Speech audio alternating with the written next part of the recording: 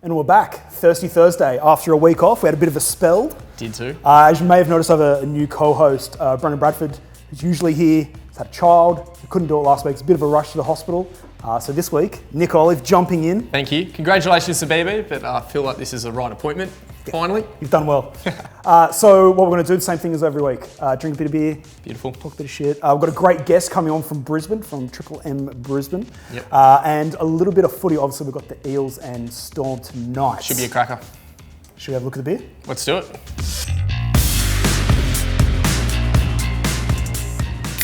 Now, just before we do make a start, this is from Moondog Brewing Company down in Melbourne, and I do have a grievance. Melbourne-ish. Melbourne-ish. I do have a grievance with them. Oh. They were asking for best mullets, and I cut myself out a mullet in hopes of winning a six-pack from them and never heard back. So I will not hold it against them when trying this, but let's just say Did they use your content? They used my content on their page and didn't hear back. Do you want to show us? What's it looking like? That's okay. It's still looking good. I had a bit of a cut at the back, but it's still there. Yeah. The hair's thriving. I've been down to that's Mow and Co last Friday before a footy game and got it redone. So it's definitely going outstanding. But I'm not going to hold anything against Moondog with this particular taste. Ready for a fresh start? I'm ready for a fresh start as long as I get that six-pack. All right. Should we dig in? Let's do it.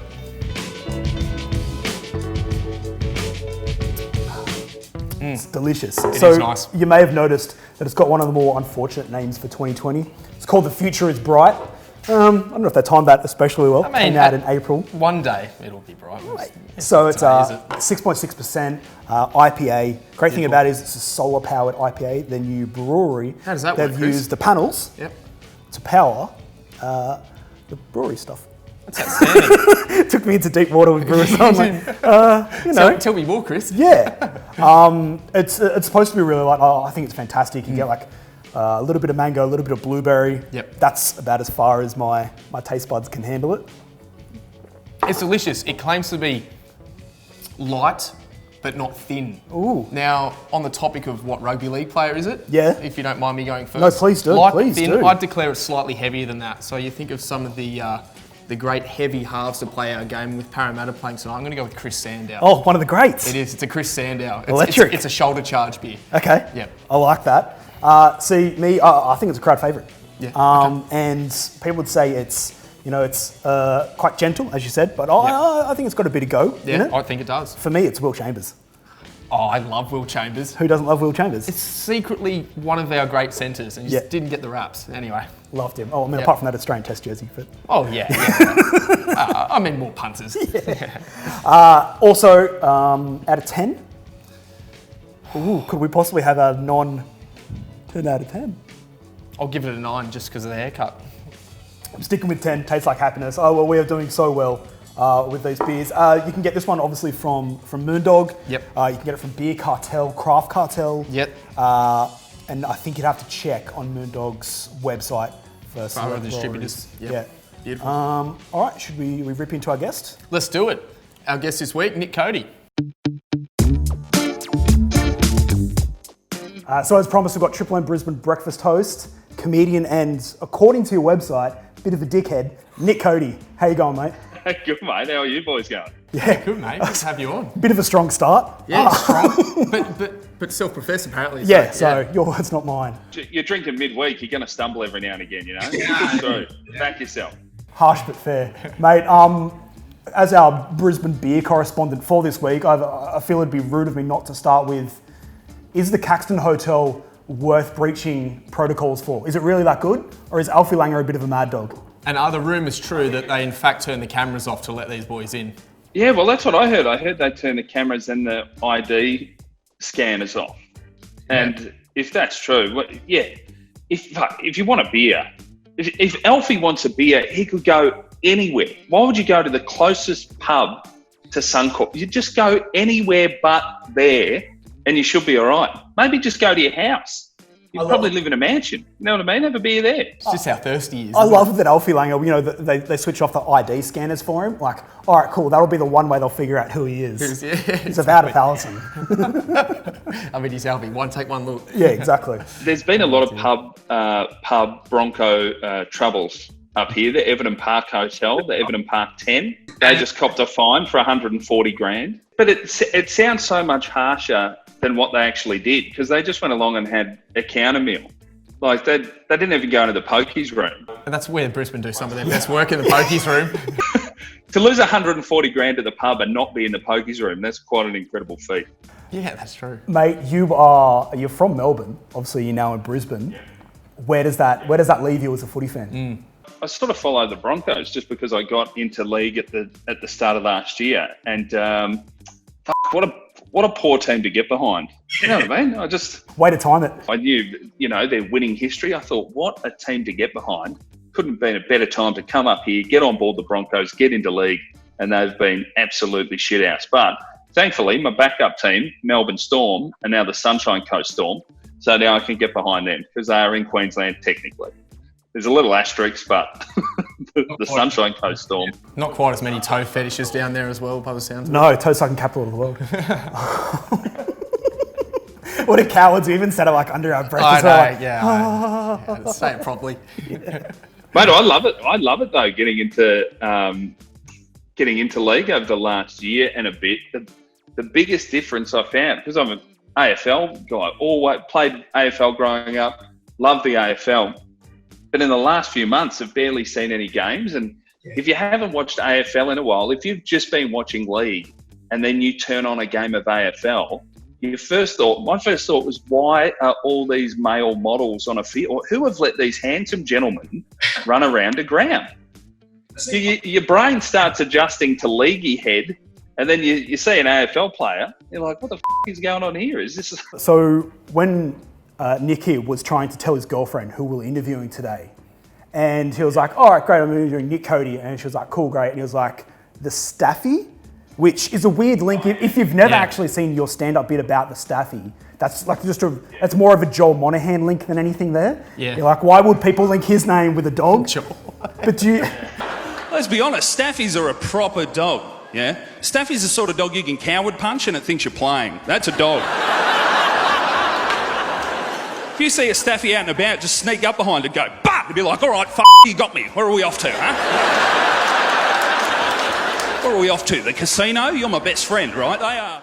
Yeah, do you get much of that on the street? Like, people are like, all right, Staffy guy, for sure. Yeah, Nick, is that what you get most of, mate? The whole, I'll do the Staffy joke? You think Jim Jeffries, you think gun control, don't you? You get a bit of the same thing?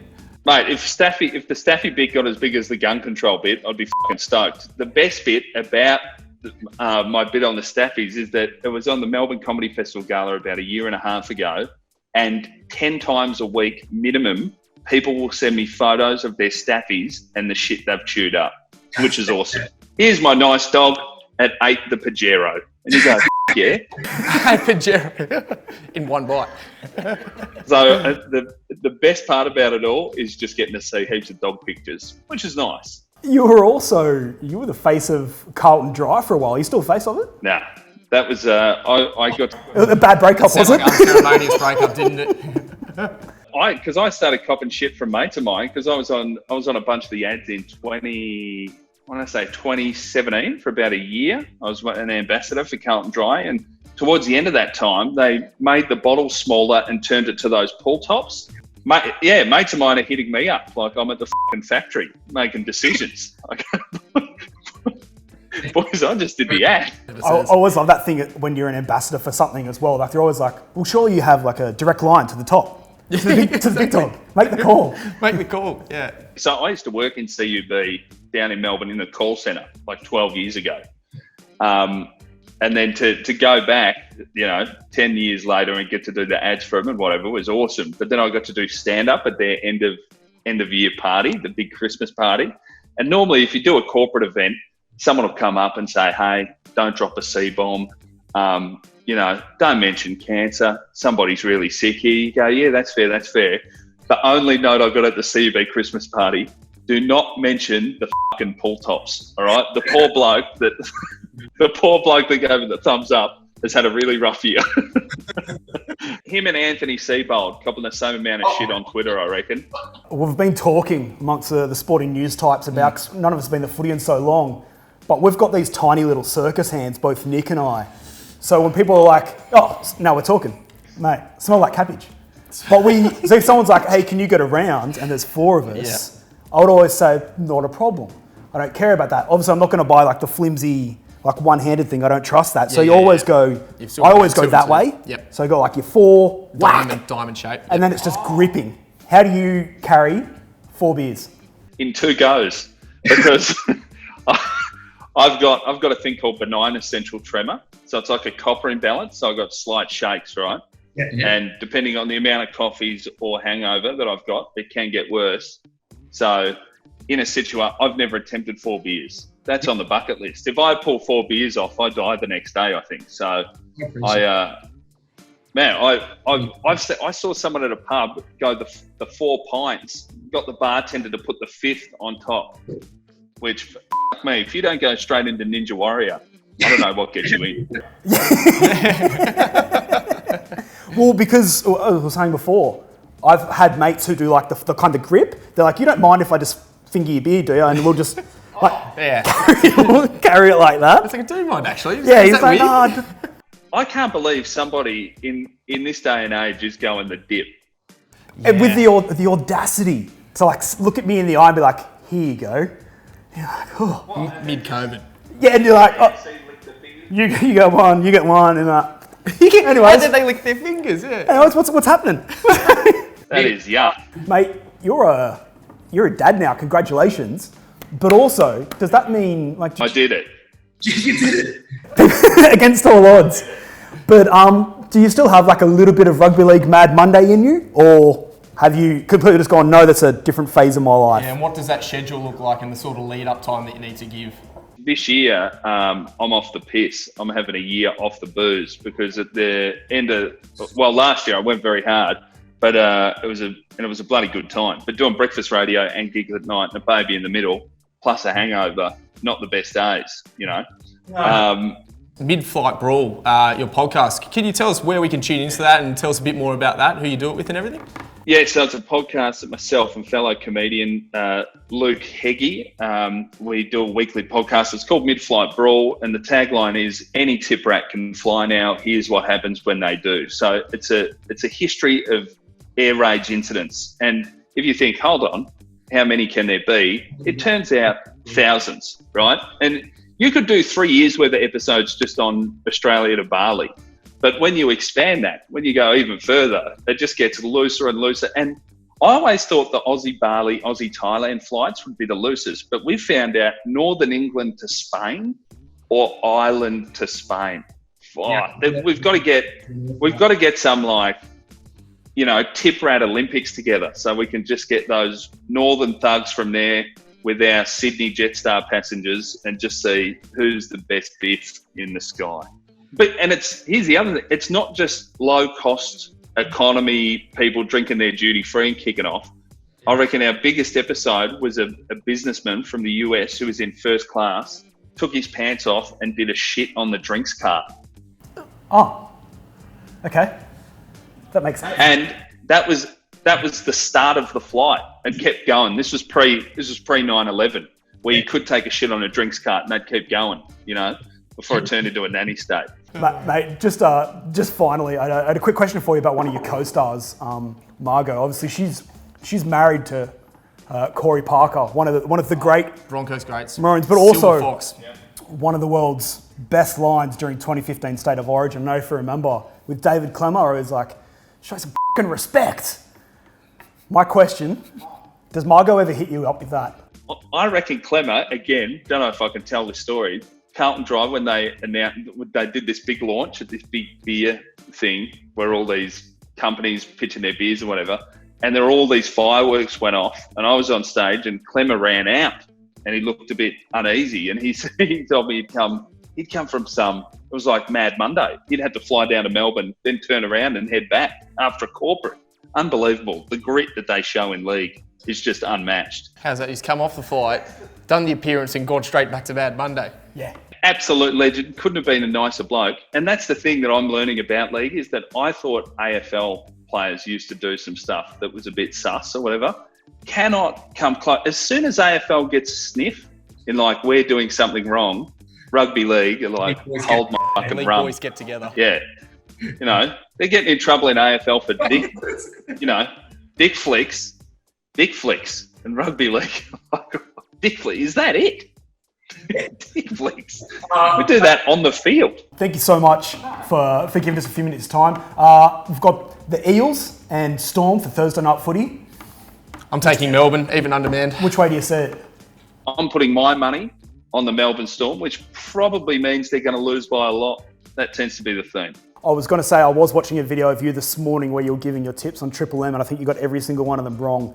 So I'm going to go with the Eels. Hey, I was giving my son a bath last Sunday night, and I'd had a UFC into AFL into NRL multi going. Bet responsibly. I do work for Sportsbet, and I'm giving him a bath, and the last leg was the Canterbury West game, and I had West to win, and I don't think he's ever had a weirder bath. Like, come on, mate, let's do your hair. Oh, come on. No, all right, everyone relax. Everyone. There were so many field goal attempts in the last few minutes. It was a ripper. But that's got to be, I reckon, the first multi I've hit this year. I'm glad we got the story in there about the baby bath as well. It's usually a staple of our shows. We always share at least one or two.